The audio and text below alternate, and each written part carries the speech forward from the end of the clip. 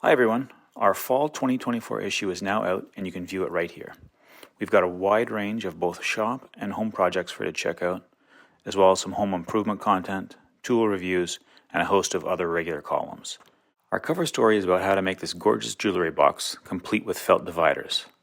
If you want to go that extra mile and try your hand at some radial parquetry, we've got another article that details the relatively simple process to cut and assemble these pieces of veneer. If a larger furniture project is what you're after, check out the article on this side table.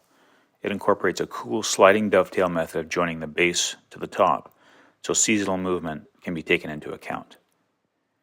If you really want a challenge, or just want to learn a few new fancy woodworking techniques, read Ted Brown's article about how to build an acoustic guitar.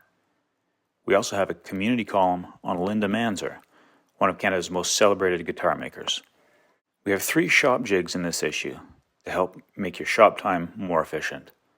This compound angle jig, as well as this simple but very effective tapering jig. I also wrote an article on how to make a dado jig for your table saw so you can machine dados in larger panels.